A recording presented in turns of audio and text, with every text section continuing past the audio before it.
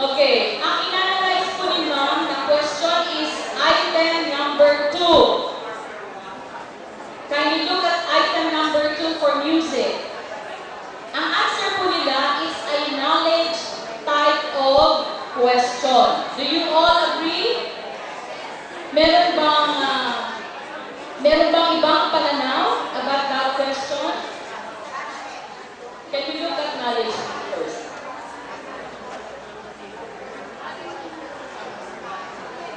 Is there any other answer aside from knowledge? Yes, ma'am, please.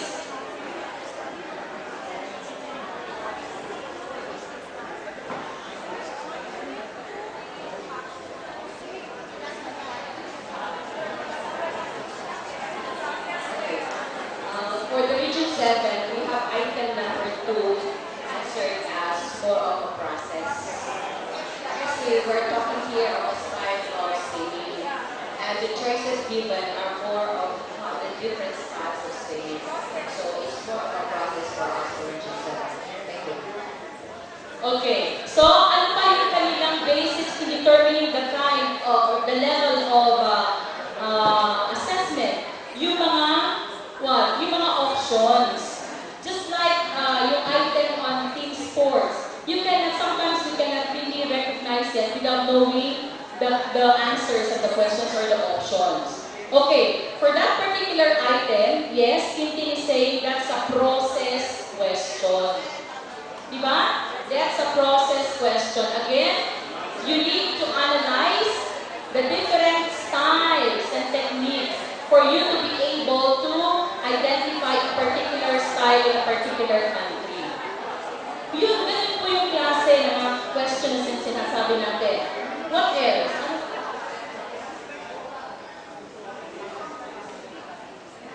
Another question for music.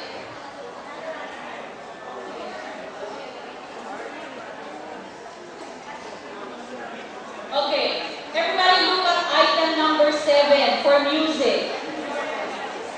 Item number 7 for music. Can someone read to us item number 7? Region 10? Region 10, please. Region 10. Ma'am, dito po kayo.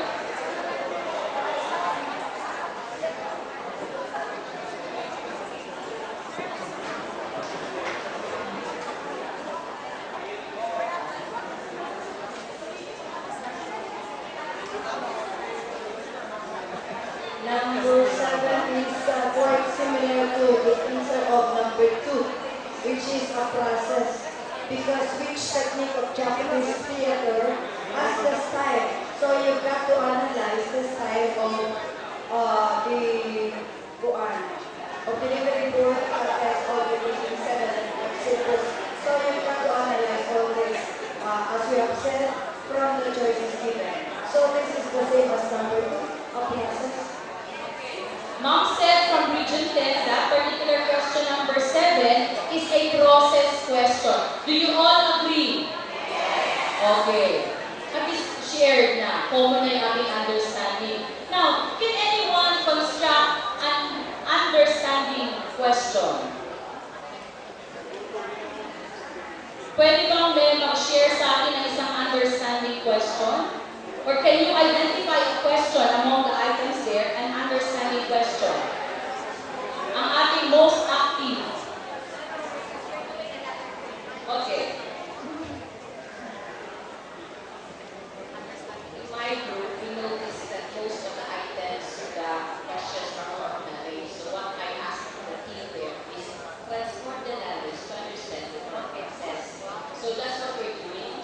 So because 11% of the items from musical arts are all what we call this process, and 89% of these items are all the base. So I told them, if we're going to use this one, and we're not following this, what we call this. So I challenge them, praying that the knowledge to become understanding. So we tried one. Number one, we tried one. Pipa, Shemshen, and Kayalo, for example, the string instruments from East Asia. which of these is from Japan. For those who know about the pipa, shamisen, and kayako, these are all string instruments. Okay, these are all string instruments. So this is for us is knowledge because we can recall. Okay, so which of these is from Japan? So which of these is from Japan? Directly identifying, so it's knowledge. So what we did here is we transform it to understanding, and then we transform it. How will you produce the sounds of the following ancient instrument? The following ancient instrument. We are going to give the kayagong. Okay, as our point of it. So one is by the use of by plucking, by striking, by the use of the plectrum, or by the use by striking. Yes, striking the last. Okay. So instead of saying how pipa, shamisen, pick one their item from the instrument kayagong, or we can make use how will you produce the sounds of the following ancient instrument, namely pipa, kayagong, and shamisen, to produce sound. Okay, so our choices will be by plucking. Now, we know it's a string instrument. How do you produce the sound? Is it by pluck or by the use of plectrum? So you don't understand it. That makes it understandable. So by striking, it's not striking. It's not even blowing of wind. So they have choice of string, but then how? Is it by pluck or by plectrum? Okay, hindi ko sinasubject sa creating yung item ni ma'am. But the first word is how. And that implies skill. Di po ba? So probably it's not yet understanding. It's only process. Nilevel up mo lang siya sa process. Still, you require skill. Okay? So ganun po. Tama yung sinabi ni ma'am for item number 1. That item number 1 is a knowledge question because it only requires simple recall. But when you ask the reader or the learner or the teacher or the one who's doing the test to perform, to analyze, to distinguish, to compare and contrast, these are all skills which fall under knowledge, under process or skills. Ano ngayon yung understanding? Paano siya mag-level up? If there's what? Ano na? If there's if you were given a chance to travel in China, which of the following would you choose to play? Why? Siguro you can understand. Kasi you're putting yourself into perspective and self-knowledge. ano pa ho pwede natin gawin? Baka may pwede pang mas appropriate for understanding. Maybe if there's learning appreciation, example, you're going to interpret that into your real life situation. How are you going to, for example, carry all this to yourself? Example, you have there, it's like a picture. Just using the picture below, how are you going to relate yourself or your life out of this picture? It's only the higher appreciation. Could be. Pero mas maganda po, kung titignan ko rin yung presentation ng Lodi, ang pinaka-keyword natin ito, ano ba yung take-away niya from learning that particular content? So if the question has something to do with the take-away, the essential or the core message of that particular content, then that item falls under understanding. If there's realization, if there's generalization, if there's statement or stating the core message, then that falls under understanding. Okay? Ngayon, ibang issue ng po ang transfer. Ito na yung may connect sa real life situation. So, ang assumption is, you have acquired the knowledge, the skills, and understanding. Now, we are now moving on to the application of all these three into real life situation. Paano ngayon yan magre-reflect sa item? That's the challenge for us. Okay? So we have 2 questions for music. Can we now have another question for arts? Anyone? Anong item?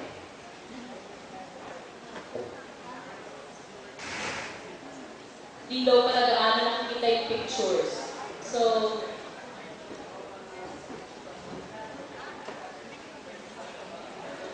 okay, can we look at item number 6? And you also request CAR to share with us their thoughts about item number 6 for arts. Meron po ba? Yes, any representative from CAR?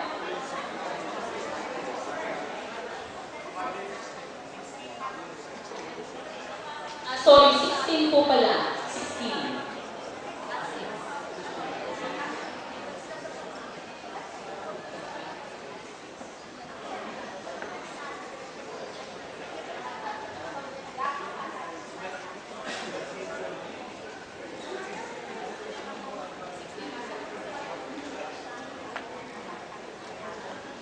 The blank is widely recognized as the jewel of Muslim art in India and one of the universally admired masterpieces is the world heritage.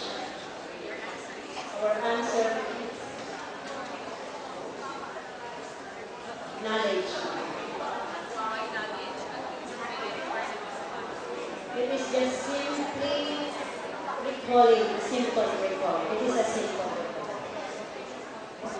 So, do you all agree that item number 16 is a knowledge kind of question? Kasi simple recall lang daw or simple identification among the illustrations. Meron bang skill na na-require in identifying the correct answer? Meron ba? Meron ba? Is it a knowledge question? Yes, it is a knowledge question. So thank you. Can we have another one for arts? Number 11. Can I have a representative from Region 5?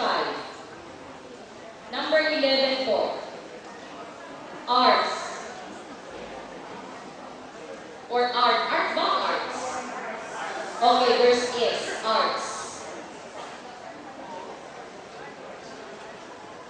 Okay, number 12, here we go. Number 11. Number 11. Which of the following art forms is an example of Thailand's art? So, understanding. Kaya lang sa picture ng video. Is it understanding?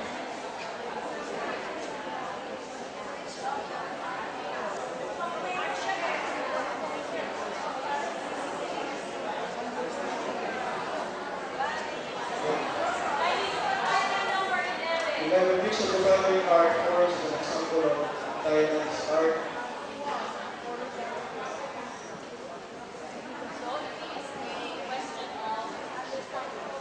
Understanding.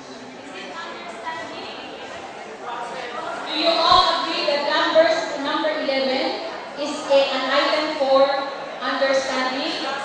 Yes, sir? Can I, bakit po process?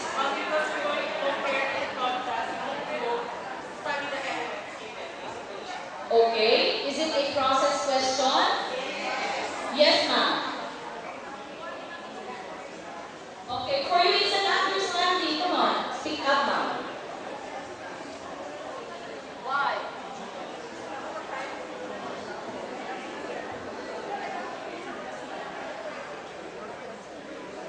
So it's between process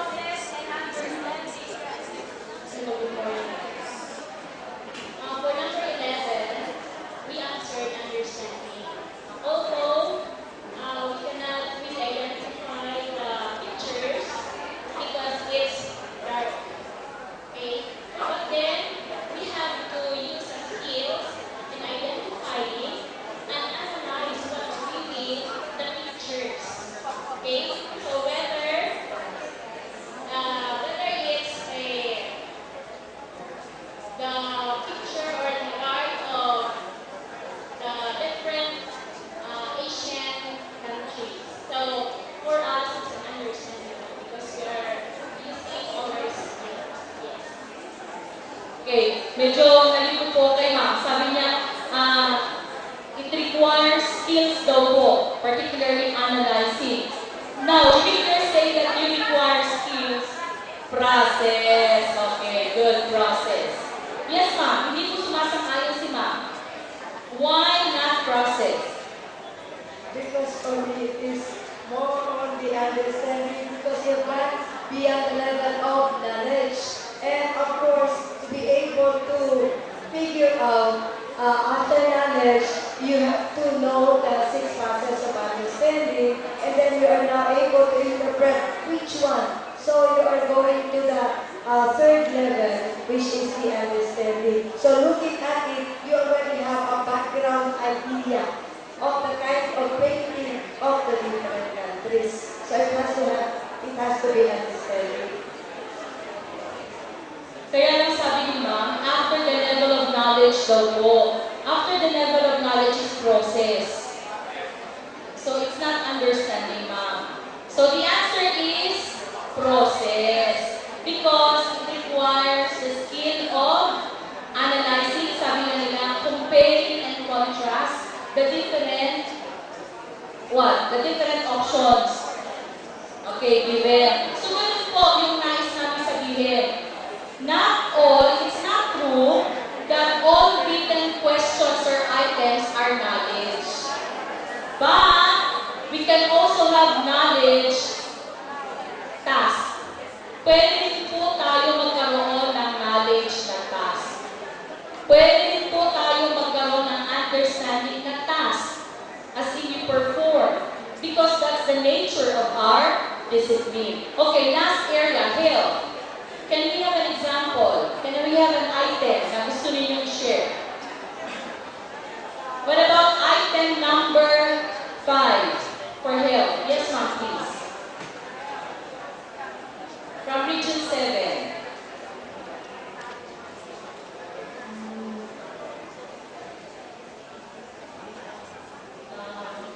Good morning. Number 10. Number 10.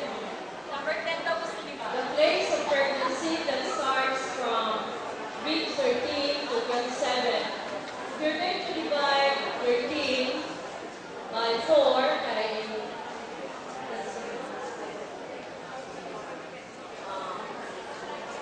that's equivalent to 4 months, diba?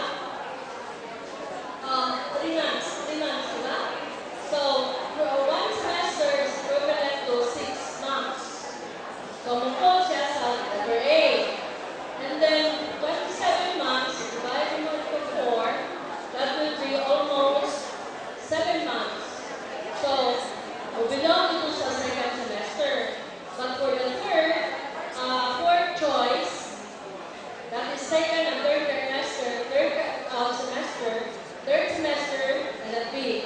Because third semester is more than 27 months, week. So therefore, there are 2 answers in number 10. Now, in medical field, that is letter A and letter B. Then actually, we're going to calculate the age of pregnancy. We're going to base that every 3 months. So we call it trimester. That is why the answers are A and B for number 10. Actually, pinakita ni ma'am yung process kung paano niya in-answer yung question. So, alam niyo right away kung anong klase ng question yun. And what kind of question is that? It's a process question.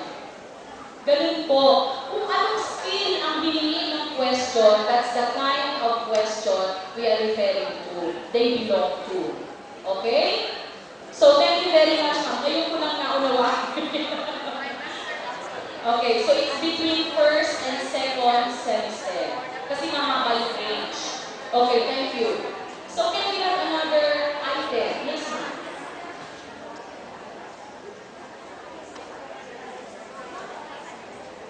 Dito po kasi sa understanding, na merong 6 facets of understanding. Yun po 6 facets of understanding, kailangan po ba talaga yung lahat na yun, explanation, interpretation, application, pumasok doon sa question para lang siya maging understanding? Or, sa gitna pa, or kung isa lang po, doon sa 6 facets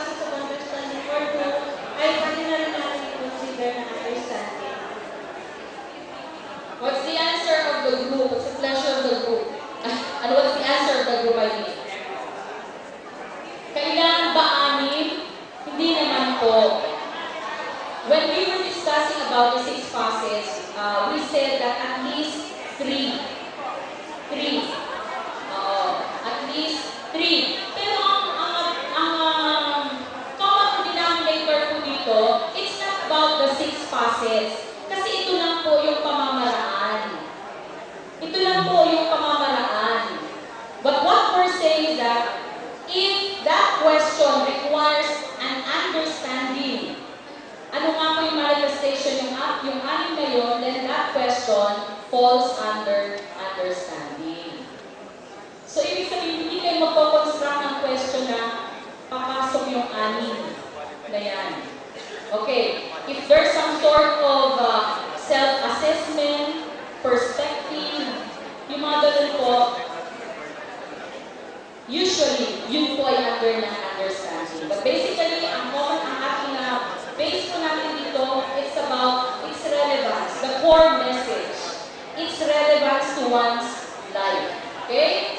So, I think we have discussed different items of the different areas of MAPE. Now, is there any question? Medyo magulo pa rin po ba tayo? Sige. Tulungan. Yes, sir. Tanong ko lang po, meron po ba dun sa mga items na binigay ngayon na meron items na understanding po? Kung meron, ayun kanina po yung haba yun. Bakit po siya naging sa level of understanding? Can we request Region 2 why it's under understanding about the team sports? Bakit daw dahil lang ba sa mahaba siya? Oo, bakit? But why?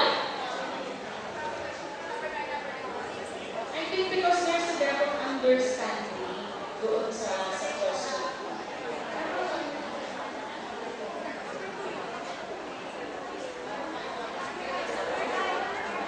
Okay. Kahit na-identify yung mga answers, but when you look at the option, it's stating about its relevance, its benefits, di po ba, to one's individual or one's life. Yun po yung ibig natin sabihin. Kasi basically, when we say understanding, it's your takeaway from a particular concept, a topic, or a session. So yung item na yun, the answer is, team sports are fitness activities that develop teamwork and friendship that can be participated in by more than 2 players in a team. Although it's a description, but you will see that it's saying here the importance of team sports to one's life. Okay? So yun po, hindi naman kailangan mag-create siya lagi ng essay. Hindi naman kailangan magpakita siya ng isang performance na makikita mo yung kanyang understanding. But it can be written like this. Okay? Ang ginagawa lang ng iba, ginagawa nilang clue yung mas mahaba. But it's not always the case. This is not a point of clarification, Mama, but a request that maybe we give an example of questions to this 4 levels. Thank you, ma'am. We are not going to give you, but you will make your own later. Right? We're not going to give you, but you are going to make your own by region, by area. Kaya nga sabi ko, dapat ma-recognize nyo muna bago kayo makapag-formulate. And then we'll see later. Okay. This session, yes, sir.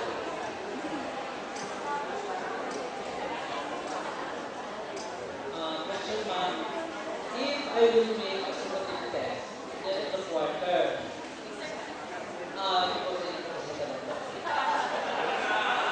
hindi ko naman po kasi ayan. If I will make a summative test, 100 items, may knowledge, may process, may understanding, may unique product. Ang kailangan po bang test items na gagawin ay 15 points for knowledge. Dito, 100 items eh. 100 items po. So that's 15%. 15 points. Process po ba ay 25 items? Understanding, etc. Yun lang po ang kapag-clarify. Ang another question po, at the end of the quarter, kailangan po ba talaga written test ang sumasagot?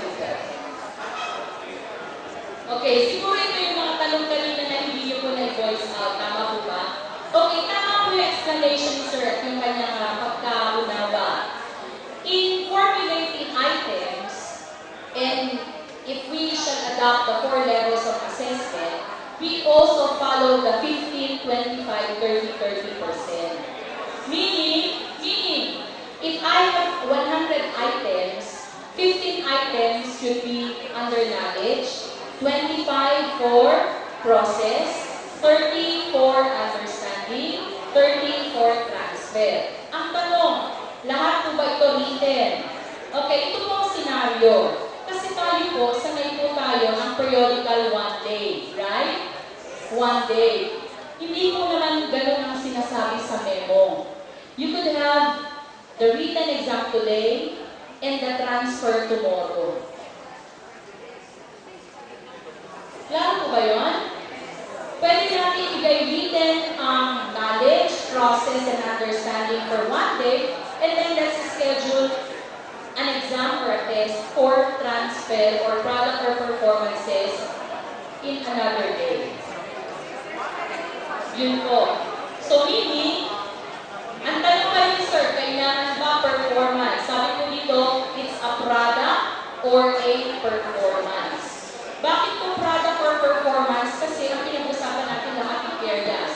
There are areas like ELE na ang kanilang evidence of learning ay product. Halimbawa, yung niluto. Ang product nila, yung niluto. But in our case, particularly PN Music, the evidence of learning for our area is performance. But it could also be a product like yung production. Right? So, dapat clear lang sa atin kung ano yung ating in-evaluate. Ano yung ating ina-assess. Okay. So, one more set, then we'll have another question.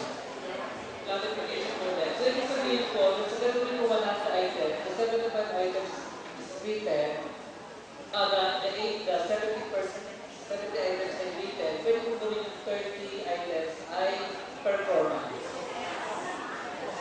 Exactly. Actually, pwede nyo gawin yung understanding performance kung kaya nyo gawa ng isang task na performance. Okay? Wala mo, sabi nga ng Lord, hindi natin kinakahon. Huwag nyo i-prescribe kung anong klase ng activity ang gagawin niyo na bias ng kung ano yung alam nyo at ang gusto nyo. Dapat should always be ang consideration yung learners kung ano yung pwedeng paraan niyang maipakita. Okay? Okay, yes na. Ang question ko lang po, kasi pinapagawa kami ng item analysis. So, paano po namin lalagyan ng item analysis kung performance po yung kung practical. Kaya nga po nagkakaroon kami ng nahihirapan kami kasi 100 items, diba? We held music arts. So, ginagawa namin 25, 25, 25, 25. Whereas, yung ibang subjects, 50 times ko lang.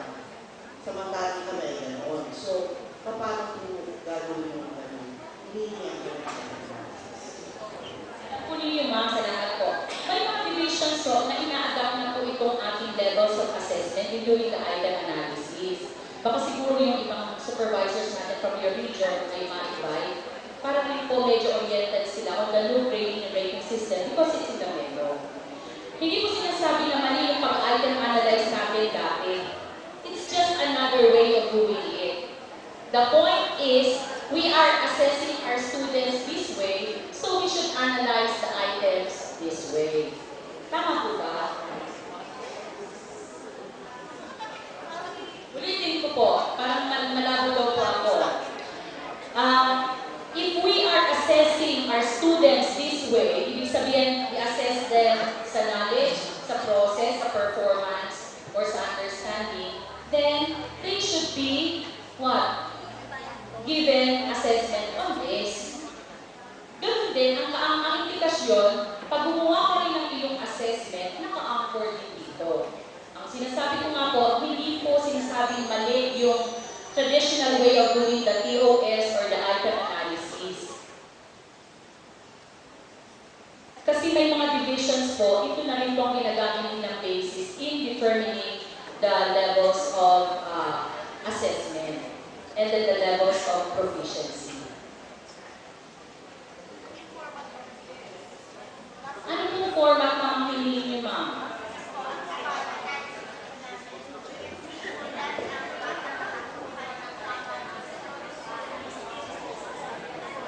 Okay, kasi ang item analysis nila kung ano yung ilang bata nakakuha sa item number 1. Okay, master. So, ang problema po ninyo yung sa performance. Tama po? Yung pinoproblema ninyo. Ano po pwede ninyong gawin pagkagano'n?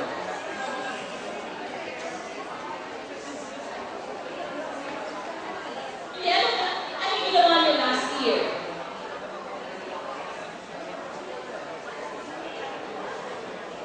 Kasi nakakahod po tayo na kailangan natin bitin. Di po ba?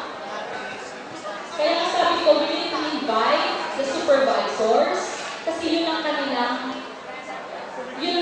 understanding. Kung wala namang means to analyze the performances kasi ang basis na natin the indicators, hindi mo dapat i-analyze, wala ka namang i-analyze. But check vis-a-vis the indicators given. Tama?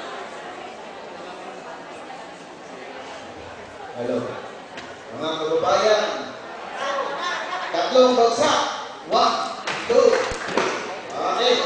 So, number 1, we have a part-time shift which includes this assessment.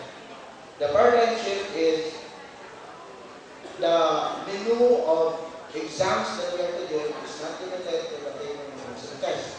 That's why we have these other items there as process and also the products and performance. Therefore, if we really are to measure these skills as far as the content and the performance standards, we cannot measure that through paper and process. Is that clear? So, although in the grade 7, it was very clear, we discussed, but now parang passing. No? So, we must be ready to have a test that is not paper and pencil test only. Yes, it will include paper and pencil test, but it also includes performance and other process. So that's one thing. No? Number 2, we would like to thank our processors kasi it's very difficult. However, yung pinalabas dito ngayon is different dito sa grade 7. Sa grade 7, content-based plan. Yung kinakanuman yung lahat, yun ang ginagawa sa grade 7. Ngayon, dahil doon sa emphasis on facilitating skills, kung makita natin, iba talaga ang approach. Who were with us in the grade 7 seminar? Okay. As you can notice, talagang iba-iba, di ba? So that's one thing that we are really to learn so that when we go back to our regions, ito rin ang approach. Now, number 3. Sa lahat ng discussions dito, iba-iba ang point of views natin kasi iba ang level, ang view, lalo na pag nag-grade 7. Yung mga PEIs na nag-grade 7, iba rin. Yung mga ngayon pala, medyo technical at saka content, parang ito talaga ang understanding. That's why this is very healthy. However, what is unhealthy is, we will discuss things and we will not have something else. So ready? 12:30? I love you. Good night.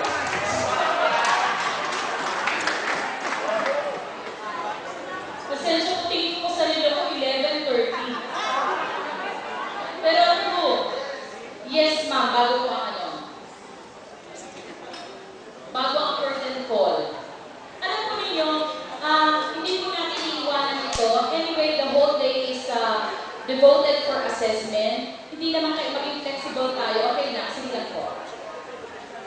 Okay, thank you very much for this exercise. Actually, ako ang need ko further is about assessment. So I was